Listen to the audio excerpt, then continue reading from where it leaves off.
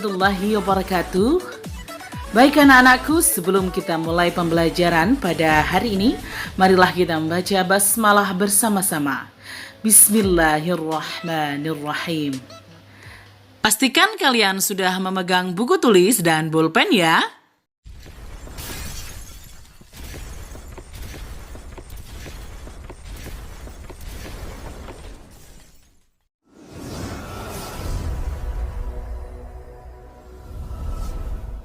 Dan kali ini materinya adalah tentang interaksi dan kerjasama antar negara-negara ASEAN. Ini sebenarnya lanjutan materi yang kemarin kita sudah bahas. Dan ini adalah materi IPS kelas 8 semester ganjil ya, semester 1-nya. Baik, langsung aja kita masuk ke dalam materi. Negara-negara ASEAN yang tergabung, maksudnya negara-negara di regional Asia Tenggara yang tergabung dalam organisasi ASEAN ya, itu total ada 10 negara termasuk negara kita Indonesia. Nah sekarang perhatikan gambar berikut ini. Kira-kira ini gambar apa ya? Kalau sepintas ya ini benar gambar orang sedang gotong royong membersihkan sebuah kali atau sungai itu, atau ya semacam saluran irigasi lah. Nah, jadi gotong royong itu salah satu bentuk kerja sama. Kemudian apakah ini termasuk kerjasama? Nah, ini terlihat di sini ada yang mencontek gitu ya dalam ulangan. Mungkin beberapa di antara kalian ada yang pernah melakukannya.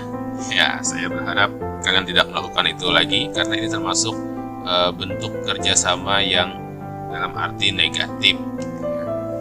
Nah, sekarang kenapa saya menunjukkan itu? Ya, karena kita sekarang harus membahas tentang kerjasama. Pertanyaannya, kenapa kita harus bekerja sama? Mungkin kalian sudah tahu ya alasannya kenapa kita harus bekerja sama. Yang pertama karena kita manusia ini sebagai makhluk sosial ya, itu memerlukan orang lain untuk memenuhi kebutuhannya. Ya, karena itu kita harus bekerja sama. Tidak ada satupun manusia yang bisa hidup sendiri dalam memenuhi kebutuhannya gitu ya. Kalaupun ada, biasanya kehidupannya pun tidak berjalan normal. Nah, dalam usaha memenuhi kebutuhan tersebut, manusia harus saling bekerja sama, ya jelas. Kemudian, kerjasama itu adalah sebuah usaha yang dilakukan oleh beberapa orang atau kelompok untuk mencapai tujuan bersama. Nah, kemudian bentuk-bentuk kerjasama antar negara. Sekarang kita cakupannya lebih luas lagi, jadi kerjasama ini sudah antar negara. Itu bentuk kerjasamanya setidaknya ada 3 ya. Yang pertama kerjasama bilateral, kerjasama multilateral, dan kerjasama regional. Kerjasama bilateral itu kerjasama yang melibatkan 2 negara. Ya, 2 negara, misalnya Indonesia dengan Malaysia, Indonesia dengan Singapura. Ya, cuma 2 negara, itu kerjasama bilateral. Sementara kerjasama regional itu lebih ke arah kerjasama yang melibatkan 2 negara atau lebih, tapi masih dalam satu kawasan. Contohnya Indonesia Malaysia, karena itu kerjasamanya masih dalam satu kawasan regional yaitu Asia Tenggara, itu disebut dengan kerjasama regional. Atau 3 negara, Indonesia, Malaysia, Singapura misalnya, itu regional juga. Sementara kerjasama multilateral itu kerjasama yang sifatnya lebih luas lagi. Ini skala internasional ya, tidak terkungkung dalam satu regional, dia lebih luas lagi. Itu. Nah, ini penjelasan secara ringkasnya lagi ya. Itu kerjasama bilateral adalah bentuk kerjasama ekonomi yang dilakukan antara 2 negara, hanya 2 negara ya. Itu contohnya Indonesia dengan Malaysia. Kemudian kerjasama regional ini bentuk kerjasama yang dilakukan oleh negara dalam satu wilayah. Contohnya ASEAN, MEE, atau NAFTA.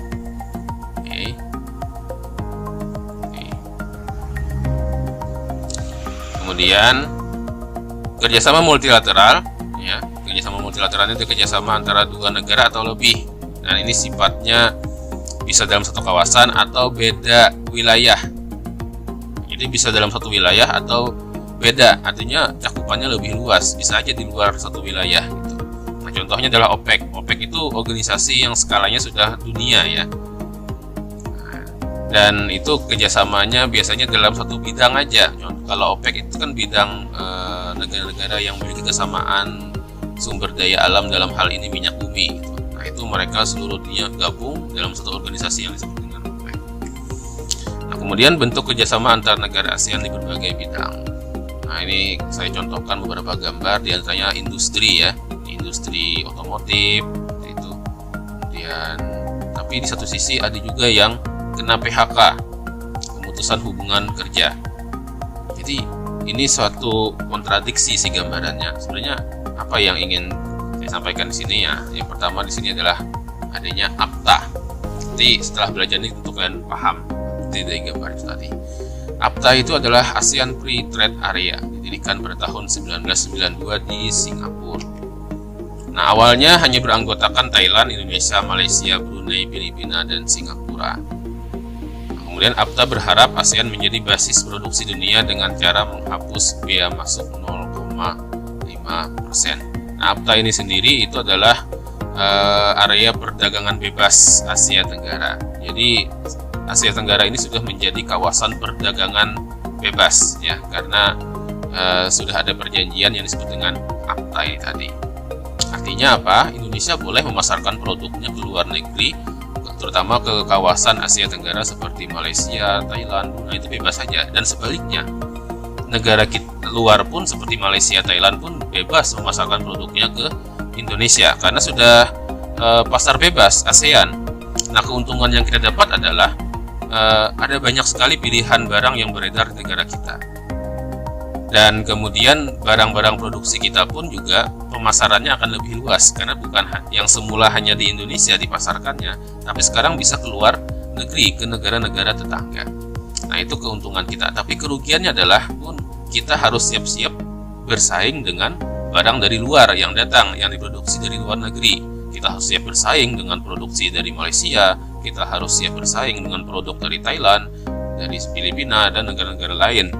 Artinya kita harus siap secara sumber daya manusia terlebih dahulu, terutama ya, untuk menyongsong APTA ini. Kemudian ada AEC, ASEAN Economic Community. Ini di Indonesia dikenal dengan nama Masyarakat Ekonomi ASEAN atau MEA. Ya, ini dibentuk pada bulan Oktober 2003 dalam sebuah KTT ASEAN di Bali. Kemudian baru diberlakukannya 1 Januari 2016. Nah, kenapa lama sekali dari 2003 ke 2016 baru dilaksanakan? Karena MEA ini sendiri ya, atau AEC ini perlu persiapan yang cukup lama. Setiap negara itu beda kesiapannya, yaitu terutama Indonesia yang penduduknya lebih luas. Ini banyak yang harus dipersiapkan, terutama sumber daya manusianya ya. Karena ini masyarakat ekonomi ASEAN, jelas di sini masyarakatnya yang harus disiapkan. Kita bakal kebanjiran tenaga kerja dari luar negeri. Begitu pula kita juga bebas mengirim masyarakat kita sebagai tenaga kerja ke luar negeri. Jadi seperti yang saya gambarkan tadi, ini efeknya adalah memperluas lapangan kerja. Tapi di sisi lain akan ada yang di PHK karena kalah bersaing dalam sumber daya manusianya. Jadi ini memang harus benar-benar dipersiapkan. Nah ini dampak MEA bagi Indonesia. Dampak positifnya peningkatan kapasitas ekspor produk lokal ke mancanegara, kemudian mempermudah investor. Ya akan banyak sekali investasi yang masuk, kemudian mendorong masyarakat untuk meningkatkan kualitas. Tapi sementara di sisi lain dampak negatifnya itu adanya eksploitasi sumber daya alamnya yang besar-besaran. Kemudian terancamnya posisi industri lokal kalau tidak bisa bersaing dengan kualitas produk luar negeri. Akan ada produk dalam negeri kita yang gulung tikar, bangkrut istilahnya karena kalah bersaing. Kemudian sulitnya mendapatkan pekerjaan karena harus bersaing dengan masyarakat luar. Nah itulah beberapa dampak positif dan negatifnya. Dan tapi apapun itu, kita tidak bisa menghindar dari MEA ini karena memang sudah memasuki era itu. Nah, maka pendidikan adalah jawabannya untuk meningkatkan sumber daya manusia. Adanya kerjasama ekspor dan impor yang lebih intens lagi, pembukaan pusat promosi ASEAN, dan yang tidak kalah penting adalah penyediaan cadangan pangan. Jadi ASEAN itu dia akan mewakili kawasan regional Asia Tenggara ya. Itu memang termasuk wilayah lumbung beras dunia. Karena itu Asia Tenggara termasuk penyedia cadangan pangan bukan hanya di kawasan Asia Tenggara itu sendiri, tapi juga dunia. Gitu. Kemudian sebagai kawasan perdagangan bebas, tadi sudah kita bahas di materi bagian APTA ya. Kemudian pendidikan, itu ada ASEAN Council of Teachers Convention atau ACT. Ini sebuah convention yang dihadiri para guru-guru di kawasan Asia Tenggara. Kemudian penawaran beasiswa pendidikan. Nah, jadi ada beasiswanya itu tidak hanya skala nasional saja, tapi kalian juga bisa bahkan kuliah atau sekolah sampai ke luar negeri seperti kuliah di Malaysia, Brunei, karena ada penawaran beasiswa pendidikan. Serta olimpiade di bidang pendidikan. Pendidikan merupakan salah satu faktor penting untuk menghasilkan sumber daya manusia yang kreatif, cerdas, dan mampu menjadi penerus bagi negara asalnya.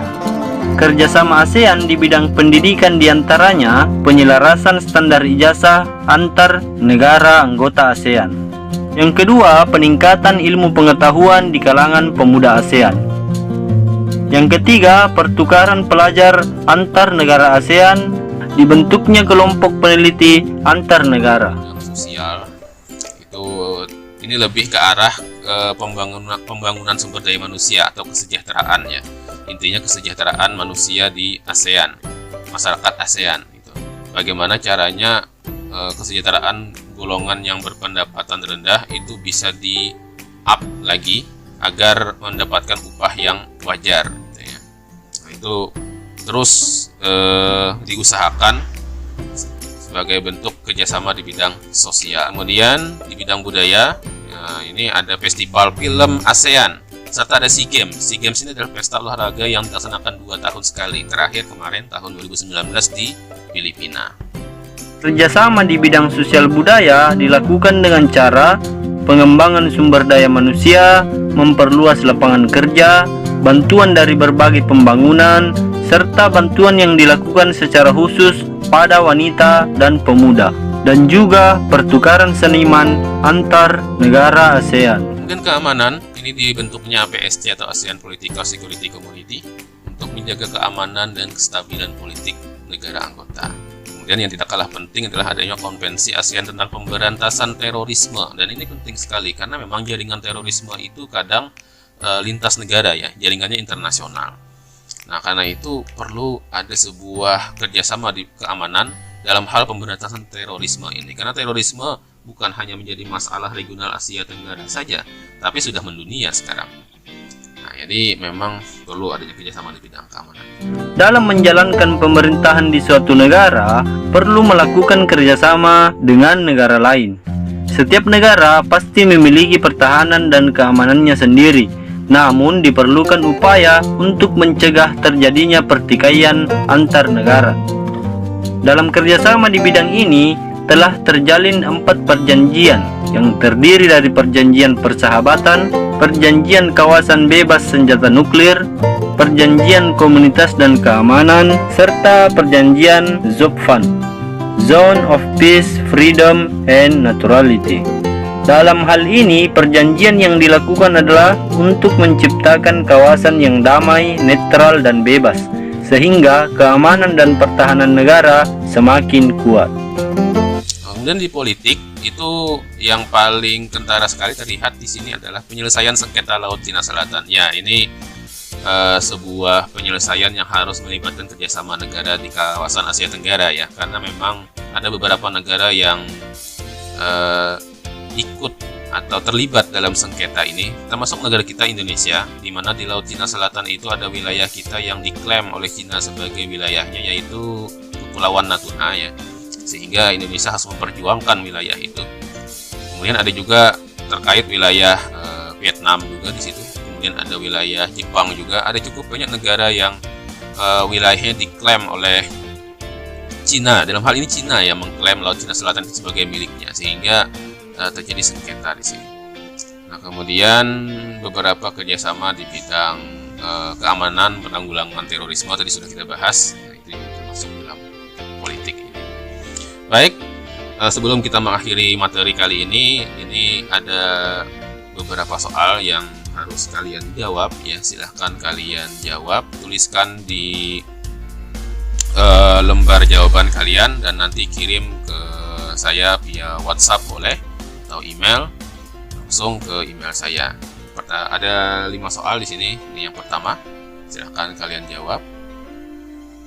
Nah, ini agak cepat aja, nanti kalian bisa pause sendiri ya di YouTube-nya. Kemudian ini soal yang kedua. Ya, ini soal yang kedua. Kemudian ini soal yang ketiga. Dan selanjutnya ini soal keempat. Oke. Dan yang terakhir ini soal yang kelima.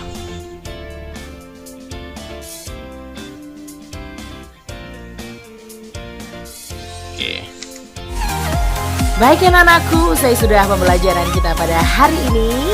Thank you so much for your attention and see you again on the next video. Jangan lupa subscribe, like, share, and comment. Semoga bermanfaat ya.